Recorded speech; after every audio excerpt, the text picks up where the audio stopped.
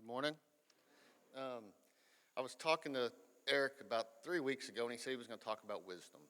And he's like, well, would you like to talk about wisdom? And I was like, sure.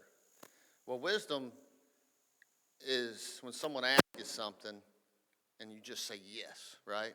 I don't know how much wisdom that is, because after he asked me to do that, I kind of did some reading in Proverbs and then listened to what he said last week, and then I kind of talked to him in a little while and said, this is what I was going to say. And he's like, that sounds great, Jeff, but how did you find wisdom? And I was like, that's a little different. Because wisdom, where'd it go? Oh, wisdom is sound judgment. And there's a couple of words in the dictionary that I couldn't understand about wisdom. But, for me, wisdom's kind of a catch-22. Because if I say I have wisdom, am I bragging? If I say I have wisdom, do I really have wisdom? For me, I always thought that if you have wisdom, then you're able to do something without anybody knowing, How do we know, there's a ton of people in this church that do stuff for anybody and everybody. Marty's here all the time. I tell you what, every time I come up here, I see her. She's passing out the food. She's planning this. She's calling people. She's singing when she sings. She prays when she has to pray. And that's some wisdom right there, And even Tom. Tom's not here, so I can talk about him. But he's been doing that food deal for as long as I can remember. And, he's always up here, and he's always singing with Marty, So there's a lot of people I can talk about wisdom. I was going to say, King David had wisdom. I think that Samuel tried to give King Saul wisdom, and he gave him chance after chance after chance, and he didn't. Last week Cup said, you need to do some fact checking. So I'm going to give you the umbrella part of the Proverbs, but y'all need to fact check this, because I want you guys to look into it. I want you to read it. The only time I ever heard about fact checking was this time of year when we're like, well, you got to fact check this guy, and you fact check. Well, we fact check. The news fact checks if the Republican's speaking, then the other side, the Democrats, are going to fact check him, make sure he doesn't do anything wrong, and vice versa. But he also said last week is that wisdom is what happens if you can learn from your mistakes. And the Bible even says a fool doesn't learn from their mistake. Wisdom is someone who has that. And one of the biggest things I've learned is the serenity prayer. It's God grant me the serenity to accept the things I cannot change. Because I can't change the color of these chairs. I can't change, anything, right? And then the courage to change the things that I can, and the wisdom to know the difference. That wisdom part in there is saying that I got to take a step back.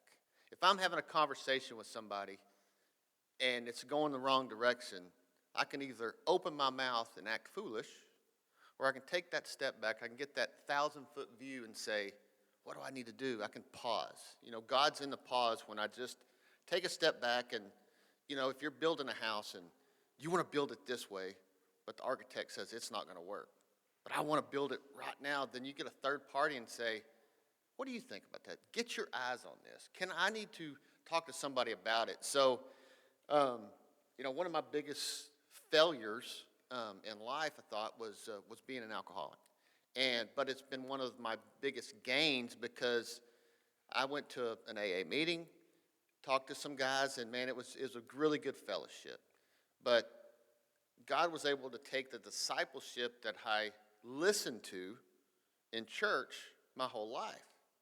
And as I went to AA, I started to learn that people were giving me suggestions. Jeff, I suggest you go to 90 meetings in 90 days.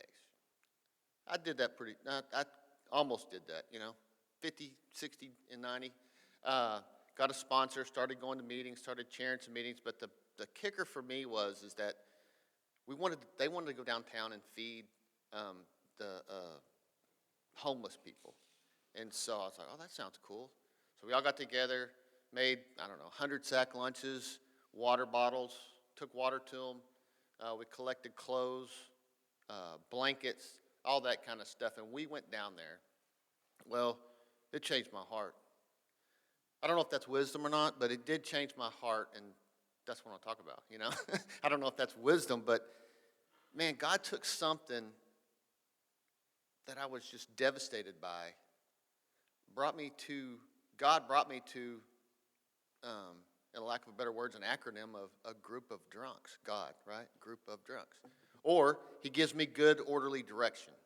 And so in that time frame, I was able to take a step back and learn it's like, in these relationships and what I'm doing, can I take a step back and ask somebody, what do you think about this?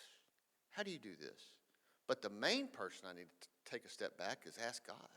Ask God for that direction, and today I'm very fortunate that I woke up this morning and I didn't come to from a blackout drunk. And for me, that's huge. I mean, I've got 13 years, but it's only one day at a time. I think that that's a great song I've sang in church, but it's also, I think, it's an old country song as well. And the guy that wrote it, I think it's pre-Randy Travis, but that guy wrote it because he was an alcoholic. And one day at a time. And if I cannot start my day one day at a time, then I'll have some chaos. I've said this before, I got to get to God before the world gets to me. Check my email before I check my email. I got to do that, but even then, I can still take that pause throughout the day and say, God, guide me. Help me take these steps. Because just sitting in church and learning about wisdom, I had to take some action. And so I had to take the action to do something about it. Like Cup said, fact check me.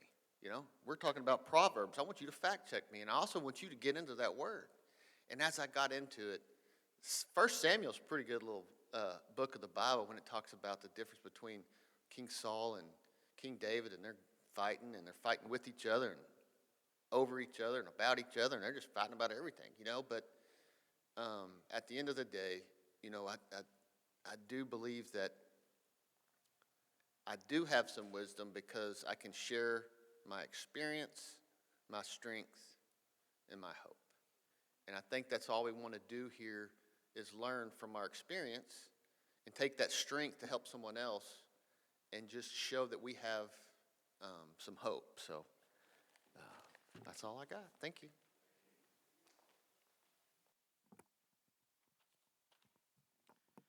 Good morning.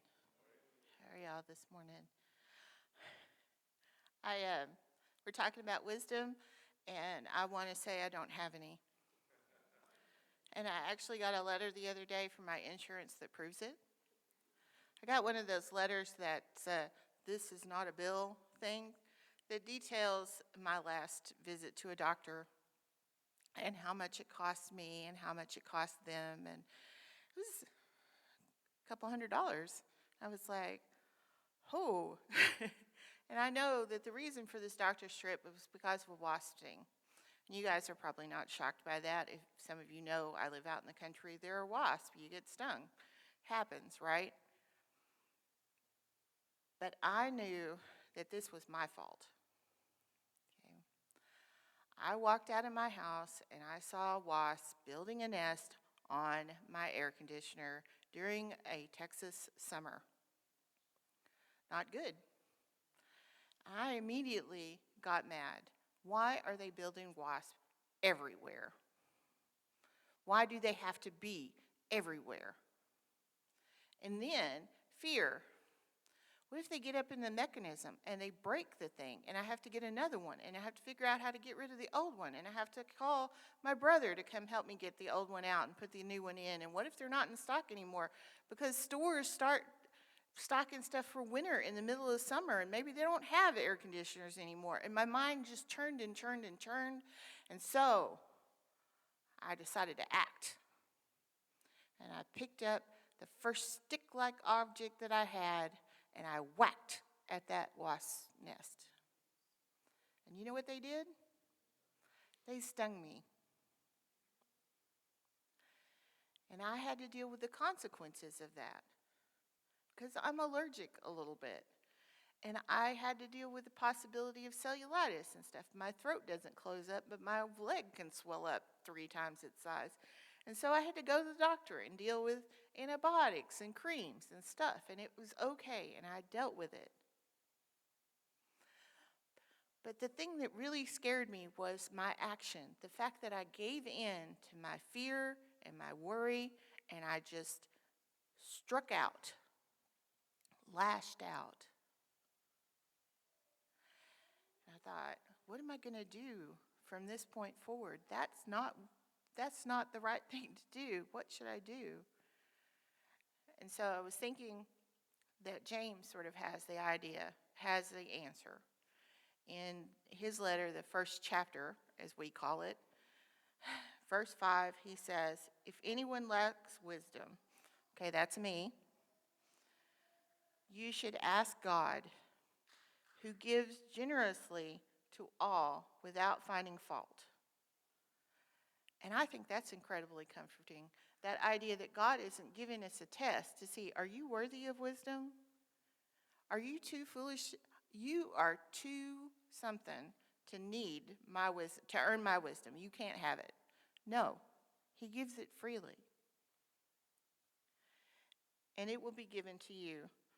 But when you ask, you must believe and not doubt, because the one who doubts is like a wave of the sea, blown and tossed by the wind. That person should not expect to receive anything from the Lord. Such a person is double-minded and unstable in all they do. I was like, whoa, wait a minute. First part of this is saying God is going to be generous and give all his wisdom, just ask for it. Then it's saying, hey, wait a minute, you can't be double-minded. And I thought, well, what does that mean? So I poked at that. I looked in these commentators and stuff, and they explained that what they meant by double-minded was that somebody who seemed to be acting the way they were supposed to and seemed to hold on to religious goodness.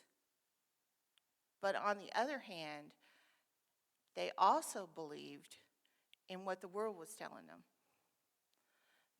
The fear mongers and the fist wavers, and they were just like married to both of them, like a bigamist, like you had committed yourself to God, but you hadn't committed yourself to God because you lived and you breathed and you listened to things that the world was saying, like the best man wins, greed is good, throw that stick at that wasp, it'll be fine.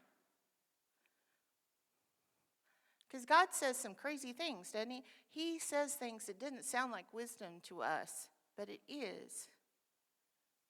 Love your enemies. Pray for those who persecute you. What?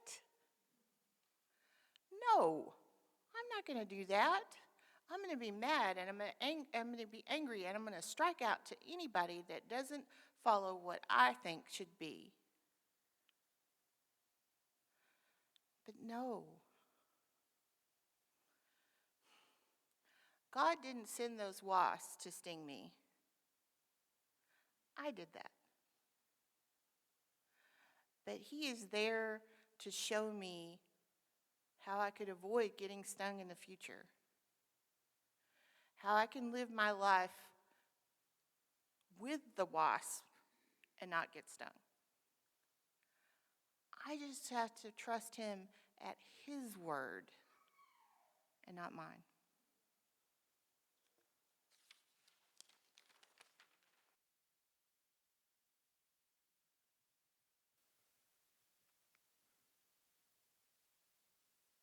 Me and microphones don't get along, so good morning.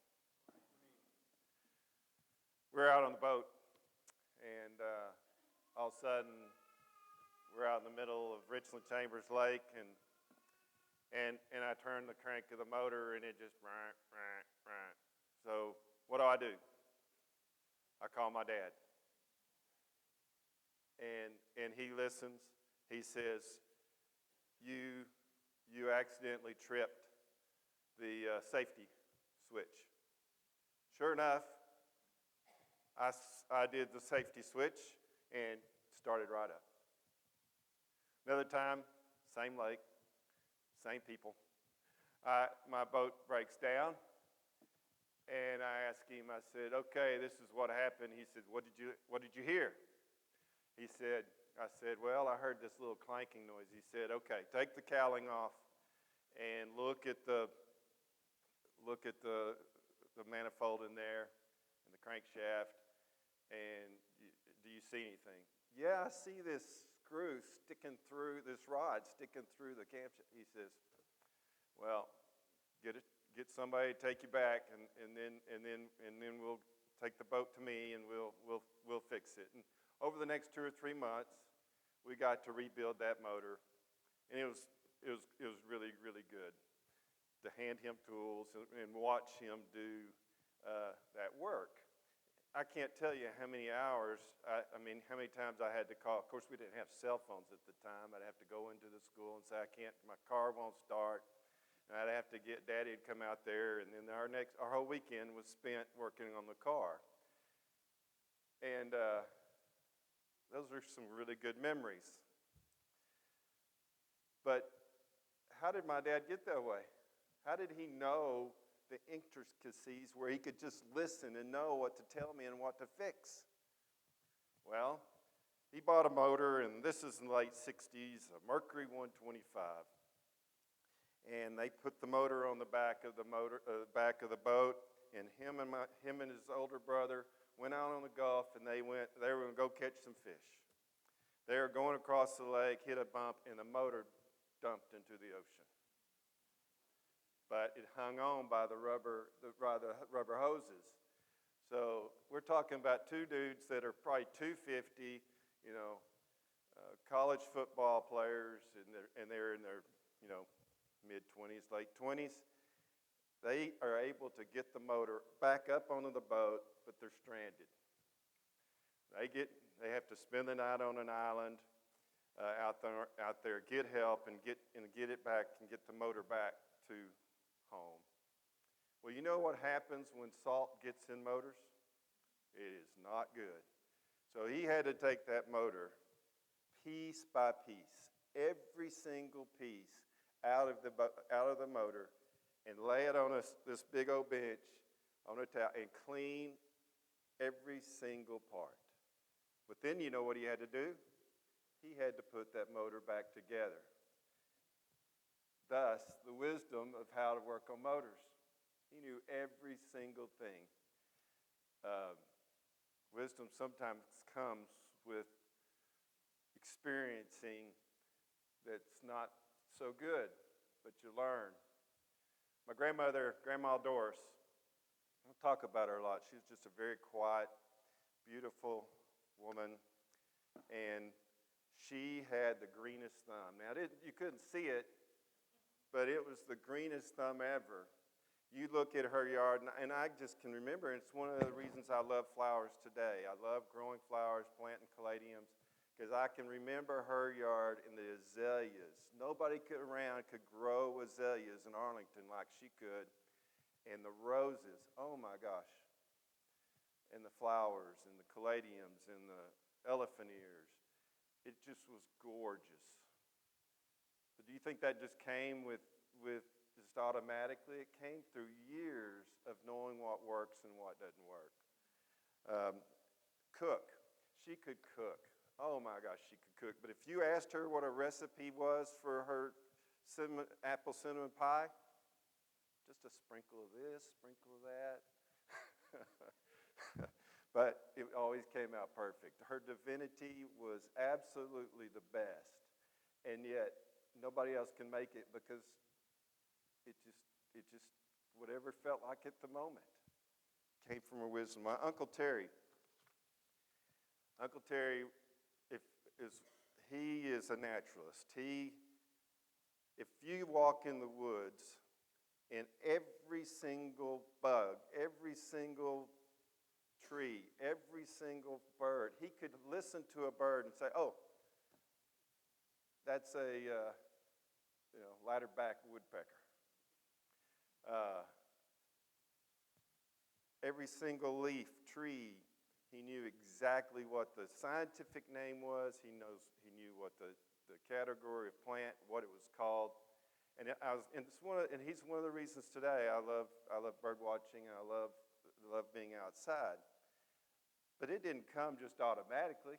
It came from years of study and an experience and knowing and okay, I don't know what that is. I'm going to go figure it out. And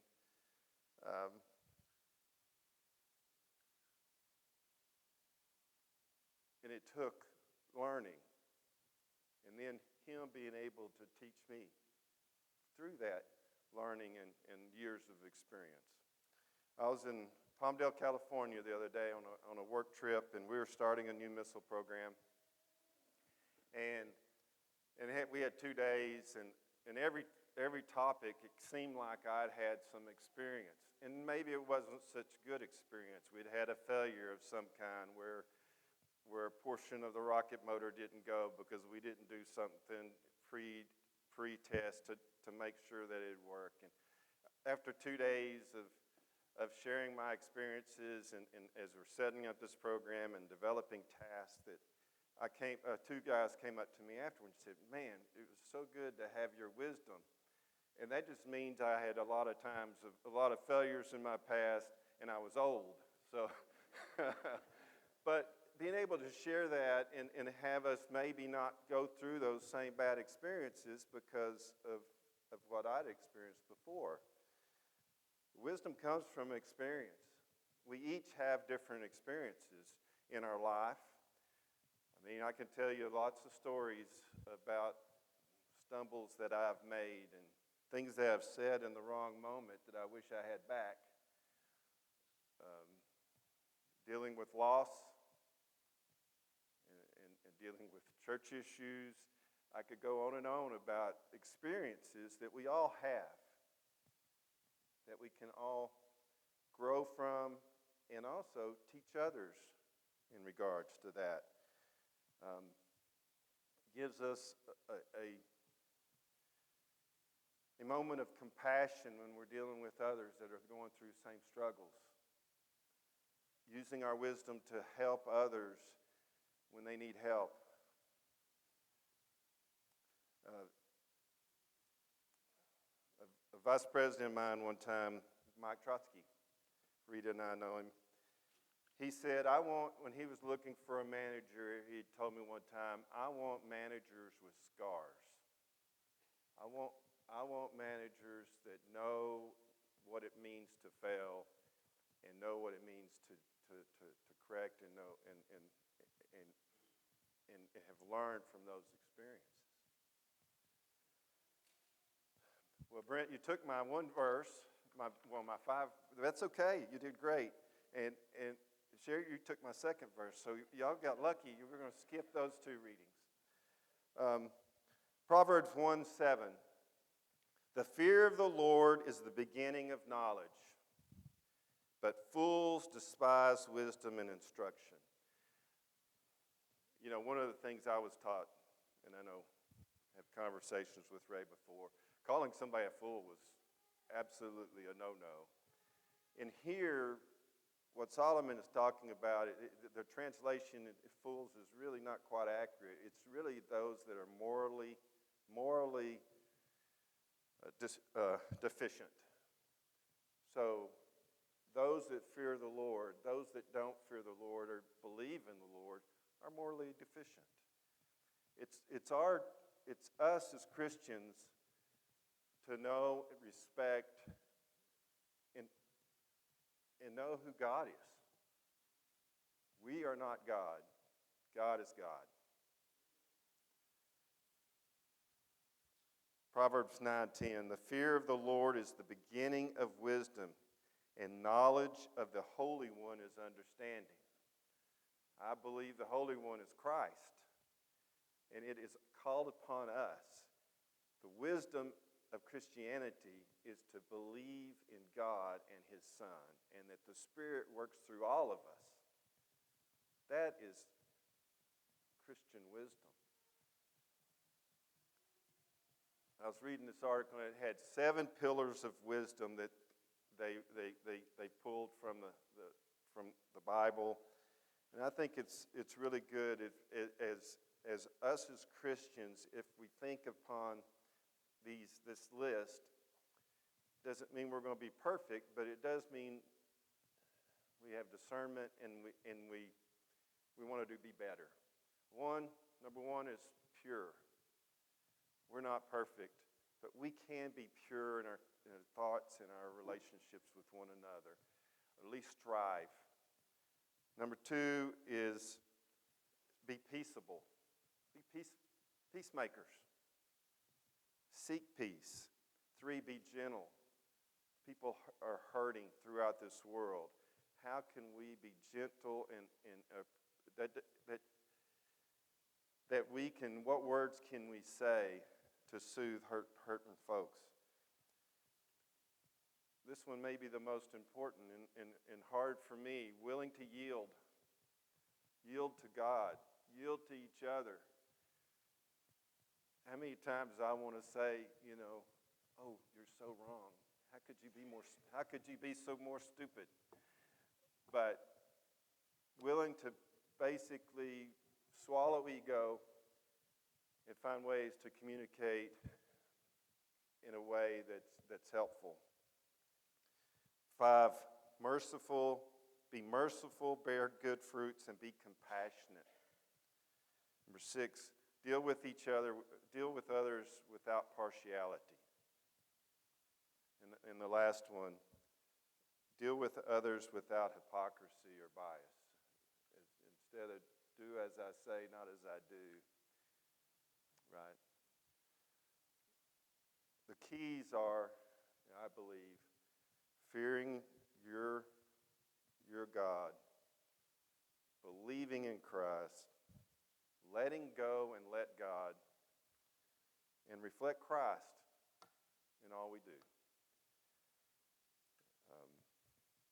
Jesus was told the disciples after they told the kids not to come to him. What did he say?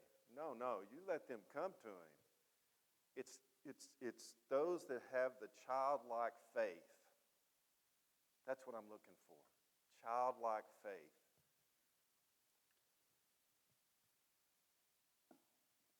Be a light of wisdom to the world.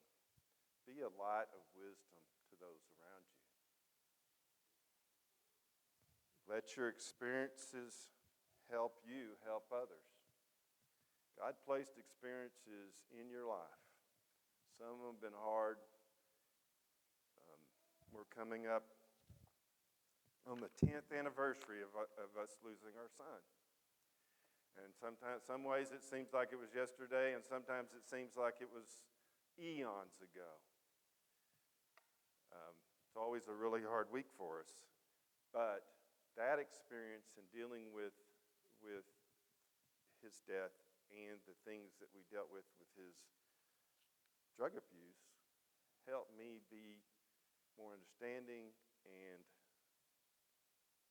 more compassionate for others that have those experiences. I believe with all my heart, God put me where I'm at to make a difference in other people's lives that have gone through similar things that I've gone through. Be a light. Be a light of wisdom. Share. Okay, that's all we have. Is there anybody that needs prayers? I think there's going to be a video, and we're going to kind of talk to one another like we always do. If there's somebody that has special needs, please come and talk to one of us, and we'll deal with it. I love you. Thank you very much.